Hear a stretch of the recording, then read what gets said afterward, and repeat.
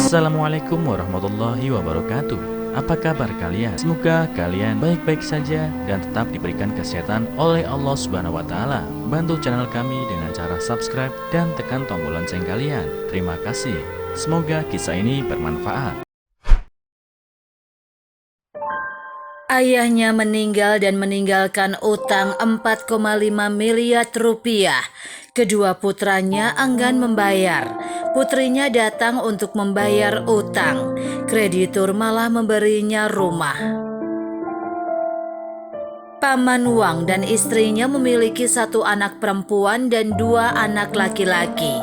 Istrinya sudah meninggal beberapa tahun yang lalu. Salah satu putranya pergi belajar ke kota. Satunya lagi memulai sebuah keluarga di Beijing. Dan hanya satu anak perempuan yang tinggal bersamanya. Hubungan antara Paman Wang dan kedua putranya tidak begitu baik. Kedua putranya tidak pernah peduli kepada Paman Wang dan hanya putri bungsunya yang selalu berada di sisi ayahnya. Putrinya sangat mencintai ayahnya.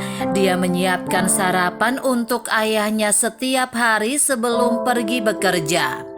Secara bertahap, Paman Wang mengembangkan penyakit asma dan sering batuk di malam hari. Dia pergi ke rumah sakit untuk pemeriksaan dan ternyata memiliki kanker paru-paru terminal. Kedua putranya tidak peduli, tidak pernah mengunjungi dan mengabaikan Paman Wang. Putri bungsu berhenti dari pekerjaannya dan tinggal bersama ayahnya siang dan malam untuk merawat ayahnya. Namun kondisi ayahnya memburuk dan dia segera meninggal dunia. Putri bungsu menghabiskan 20.000 yuan, sekitar 45 juta rupiah, uang tabungannya untuk menguburkan ayahnya. Pada hari pemakaman Paman Wang, kedua putranya bergegas kembali untuk membagi tanah peninggalan ayahnya. Ketika mereka sedang memilah-milah peninggalan ayah mereka menemukan sebuah surat perjanjian dalam sebuah buku yang mengatakan bahwa pada tahun 2008 ayahnya meminjam 1,6 juta yuan, sekitar 3,6 miliar rupiah pada Tuan XX dan menyatakan bahwa jangka waktu pinjaman adalah 10 tahun akan dilunasi 2 juta yuan, sekitar 4,5 miliar rupiah. Kemudian kreditur datang untuk mendesak mereka untuk membayar utang ayahnya. Selama mereka mewarisi rumah, mereka berkewajiban untuk membayar utang. Kedua putranya tidak mau membayar utang. Putri bungsu tidak menghindari dari tanggung jawab. Dia berkata karena ayahnya telah meminjamkan uang, dia akan melunasi utang ayahnya. Jadi dia menjual rumah peninggalan ayahnya seharga 1,2 juta yuan dan dia meminjam lebih dari 800.000 yuan untuk melunasi utang sesuai perjanjian. Dia pergi ke kreditur dengan uang yang terkumpul dan kreditur menepuk pundaknya sambil tersenyum dan berkata, "Nak, Paman tidak datang untuk meminta uang. Paman sedang menguji kalian atas permintaan ayahmu." Ternyata surat utang itu hanya fiktif dan itu sudah direncanakan oleh Paman Wang sebelum kematiannya untuk menguji putra-putrinya. 5 tahun lalu, Paman Wang telah membeli apartemen di kota. Sekarang nilainya telah mencapai 1 juta yuan.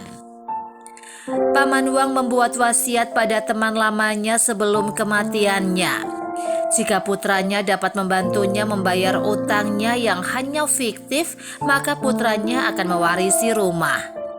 Namun tidak satu pun dari kedua putranya yang mau bertanggung jawab. Hanya putri bungsunya yang mau bertanggung jawab untuk melunasi utang ayahnya. Dia benar-benar tidak mengecewakan ayahnya. Pada akhirnya kreditur mengambil surat wasiat dan memberikannya kepada putri bungsu. Kreditur berkata, "Saya bangga Wang memiliki anak perempuan seperti Anda. Jangan salahkan ayah Anda. Jika dia tidak melakukan ini, bagaimana mungkin kedua anak laki-laki Anda menyerahkan hak warisan mereka pada Anda dengan inisiatif sendiri?"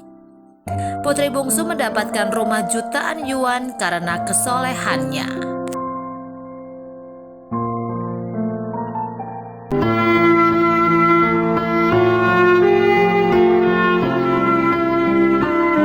Assalamualaikum warahmatullahi wabarakatuh. Apa kabar kalian? Semoga kalian baik-baik saja dan tetap diberikan kesehatan oleh Allah Subhanahu wa taala. Bantu channel kami dengan cara subscribe dan tekan tombol lonceng kalian. Terima kasih. Semoga kisah ini bermanfaat.